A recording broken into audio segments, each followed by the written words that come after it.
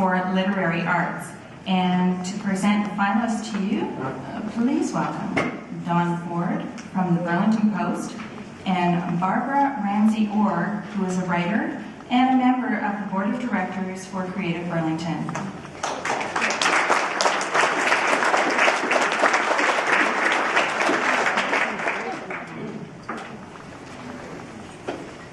Good evening. It's certainly a pleasure to be a part of Creative Burlington's first annual Arts Recognition Awards, and specifically to be a co-presenter of the Literary Arts Recognition Award. Words play such a vital role to the newspaper profession. The way they are put together creates emotion, action, and reaction. They can create a picture, set a scene, offer an opinion, and tell a story. By taking the same words and putting them together in a slightly different order, the image or meaning can change. Samuel Clemens, better known as Mark Twain, always said words were so important. He was the one who said it made the difference between a lightning bug and lightning. And those people that we are honoring tonight certainly know what words mean. Our talented writers in the category of literary arts certainly know how to put their words in an order that will entice you to keep reading. Here are clips from Sylvia McNicoll, Bobby Smith, and Jennifer Phillips.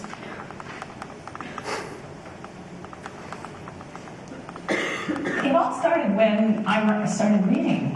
Instantly I was transported into another world, and I was about 8 years old, and I loved being engrossed in a book. I hate to admit that it was Nancy Drew series. I came from immigrant parents who didn't have Shakespeare lying around. And from there, I had an epiphany moment in grade 7 where I was assigned to write something on personification. So you had to write a story that showed personification.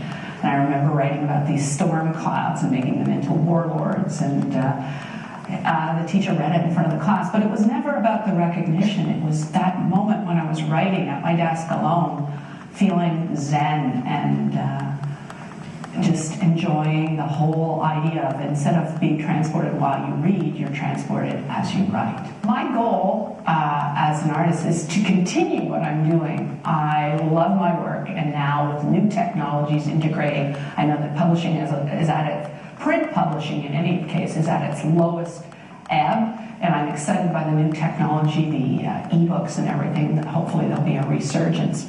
But I love being able to captivate a young reader, and I write for younger audience, 11, 12, because I find they're so intense about their passion.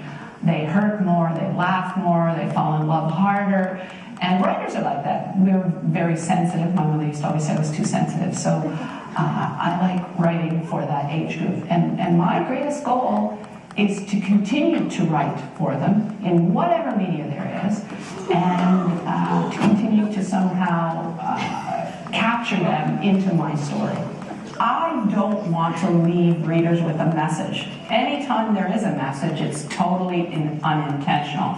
What I try to aim for is to take a reader through a portal of experience that I've researched and imagined, and then I want them to feel astonished and surprised by the experience, and yet go, yeah, aha, sort of have an aha, a wow experience and an aha moment. My daughter is also one of the contestants for Literary Artist. It's totally something that Burlington gave us. So I'm very grateful and thankful for this award opportunity. What exactly does a Burlington girl know about wild animals? All I know is that I can't look at Paris. I hear and feel his hot panting across the back of my shoulder, but I refuse to turn and see his tail wag for my approval. I don't want to start liking him again. He needs to stay in my mind as that creature with a bunny trapped in his fangs, that wolf with the shining, bloodthirsty eyes. Otherwise, I won't be able to go through with it. As we turn down the road toward the center, Paris jumps to the front and watches the road. I look to the side. When the truck pulls into the parking lot, I find myself stuck to the seat. Tyler, can you just take Paris by yourself? Tyler scrunches his mouth up for a second. Yes, if you're sure. I grew up in a house that was always full of books. My mom's an accomplished author herself, and so I had the unique experience of, while I was growing up, actually meeting a lot of the authors that I was reading as a child. And I remember every night my brother and sister and I would pile into my parents' bed, and my mom would read to us from a novel. And she did that right up until I was in high school. So obviously we were able to read on our own, and we had our own books that we were reading, but it was still very much a family thing, and writing and reading was very important. And in my family, creativity was also very strongly encouraged. Since 2004, I've been writing for Today's Parent Toronto, and about 2 years ago I had my first fiction story published in an anthology. But what I really want to do is to get more of my science fiction out there, because that's really been my passion ever since I was a kid, is science fiction stories, and those are the stories that come to me when I'm thinking of ideas. If those characters that come alive for me can inspire someone else and entertain someone else, and people can relate to those characters, then there's no particular message that the reader needs to get from that, as long as they've related to the story in some way. It's up to the reader to kind of derive that message for themselves. It's not something I'm trying to give to them. I wake with a start. Turning to glance at the clock at my bedside table, I note the time, 3:23 a.m. So what woke me up? I stare into the blackness of my chambers. Looking around the dark room, I see nothing, only my thick beige carpeting looking out of place against the steel walls. My pathetic attempt to make this place feel homey. I sit up, pulling my comforter up to my chest. I was dreaming, that's all. I remember now. Adam Black's naked body glazed with sweat, his face contorted in ecstasy. There's something seriously wrong with me. I can vaguely recall the other image as well, one that always seemed familiar. A switchblade with a mint green handle, the image of a snake etched on it in gold. Emily? I scream, but it's only the war droid. So she was the one who woke me. I catch my breath enough to speak. 3280, what are you doing here?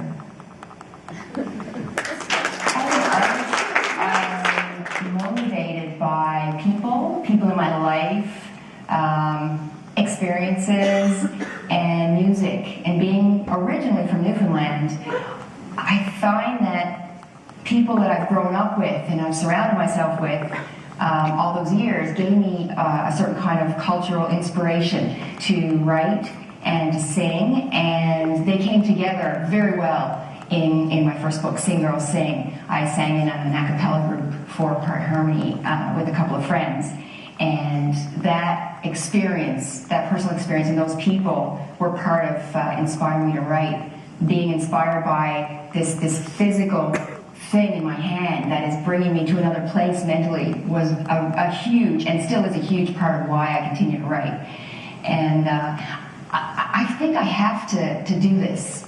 I can't not do it. I don't know if other writers find that same experience, but if I don't write, I feel very ill, almost frail, and not able to really be me. So the path, I think, for me to finding me and being me and staying me is writing. What I see for myself in the future is continuing to write novels.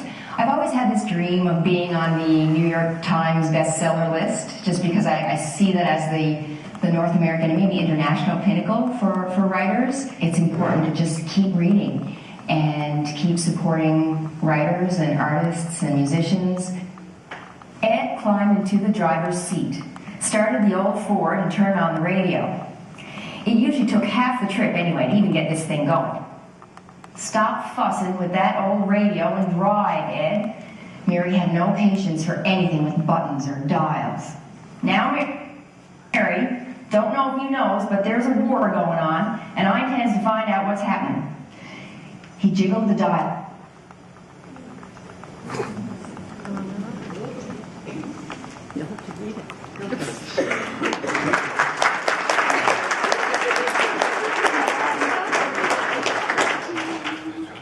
And the 2011 Arts Recognition Award for Literary Arts goes to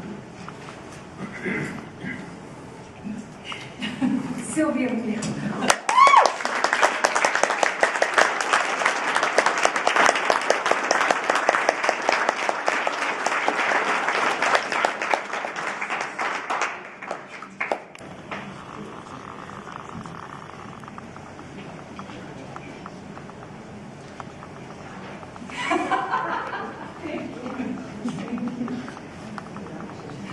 Thank you very much, Creative Burlington.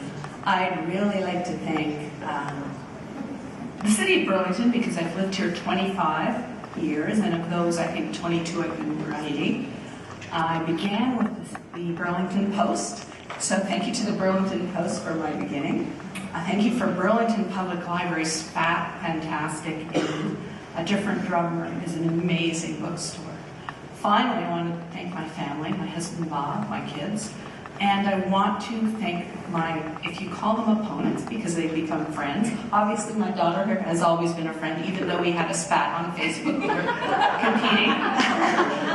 But we've made friends with Bobby, and the awards will soon come to you, I'm sure. So it's not easy being voted on.